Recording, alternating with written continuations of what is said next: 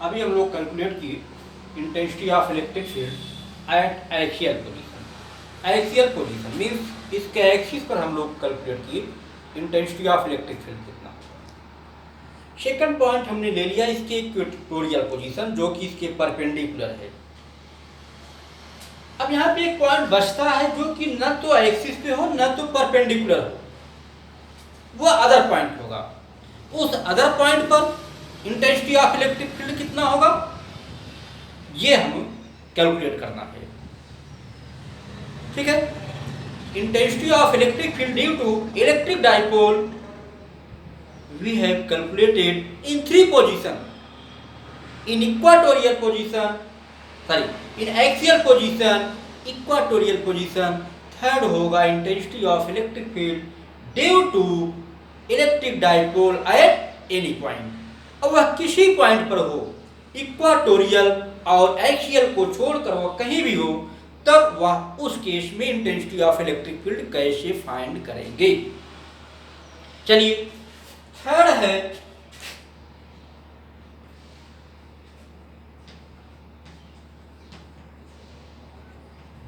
Intensity of electric field at any point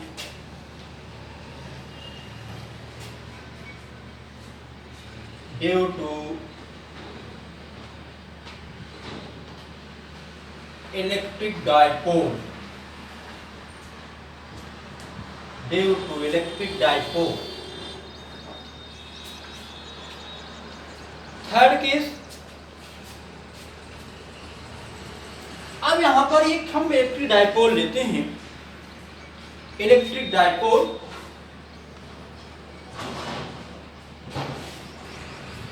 अब इस electric dipole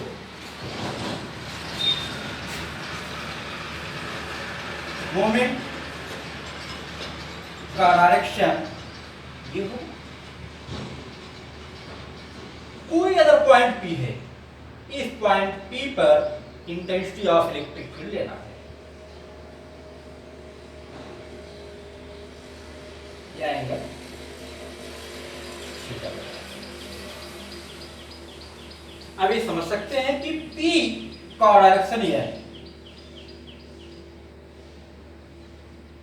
तो ऐसे केस में P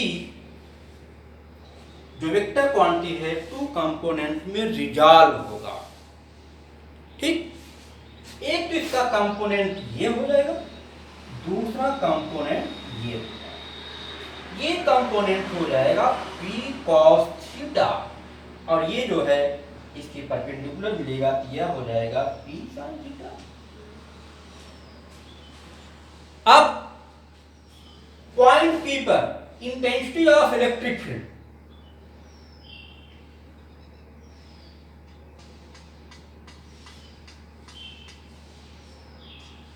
E1 का डायरेक्शन यह होगा, ये होगा PA, और E2 का डायरेक्शन ये होगा।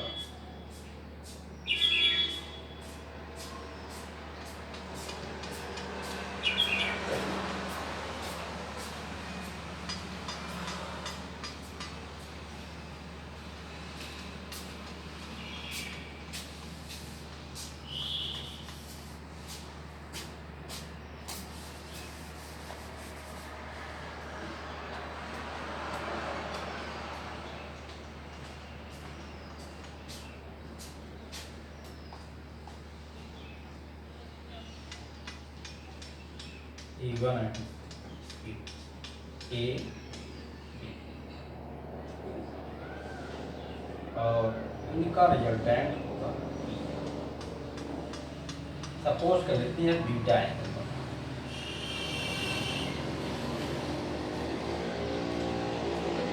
ये डिस्टेंस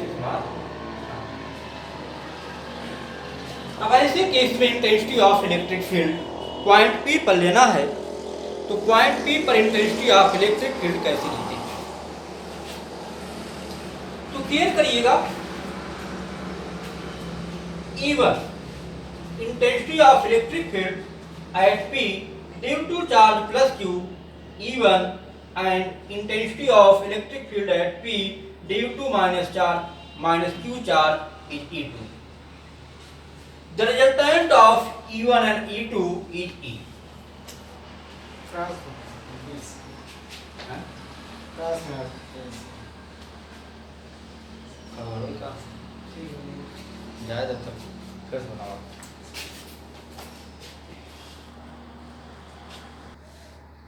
अब यहां पर E1 और E2 कैलकुलेट कर लेते हैं। E1 और E2 कितना होगा? देख रहे हैं कि E1 के लॉन्ग P cos थीटा है और E2 के लॉन्ग P sin थीटा है। Okay, then we can write E1 equal 1/4 pi epsilon naught axial position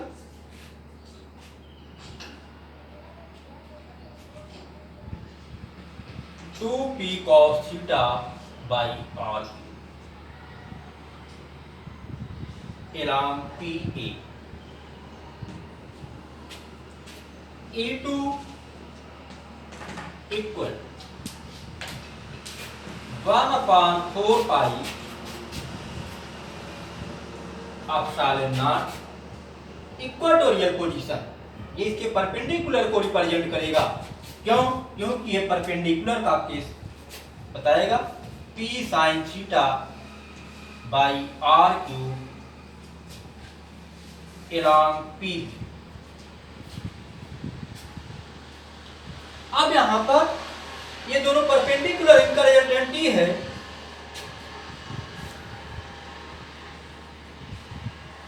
resultant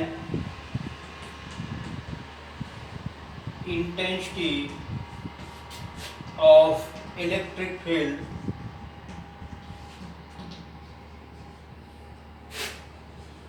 at P E square equal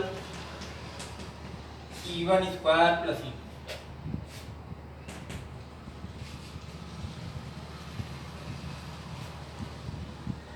1/4 pi epsilon naught 2p cos theta by are cube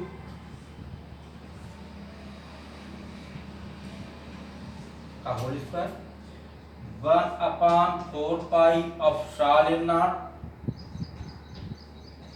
p sin theta by are cube का whole square. Okay,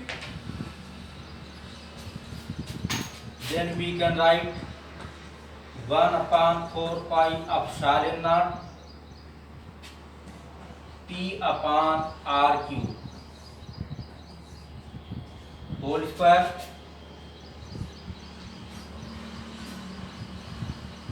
four cos square theta plus sin square theta। Okay, cos square theta plus sine square theta. अब care करिएगा, cos square theta plus sine square theta equal 1 होता है। यहां से एक cos को हम निकाल लें। यहां से 1/4 pi epsilon naught p by are cube whole square 3 cos square theta plus cos square theta plus sin square theta. Okay,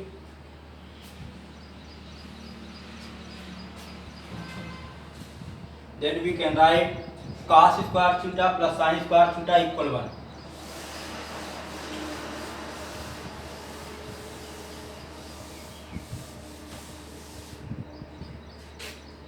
E square equal 1/4 pi epsilon not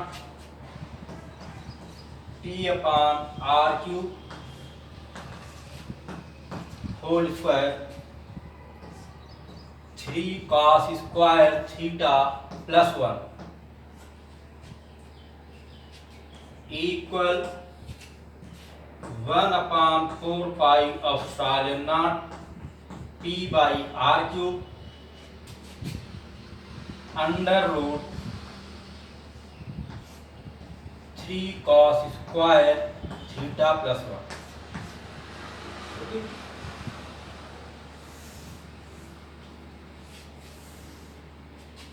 This is intensity of electric field at any point due to electric dipole. The direction of resultant intensity of electric field tan theta, no, tan beta equal E2 by E1. E2 by E1.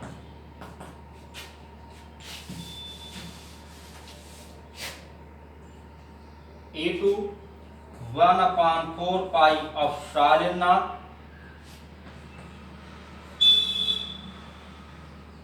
P sin theta by r cube upon 1/4 pi epsilon naught 2p cos theta by r cube. You cancel out.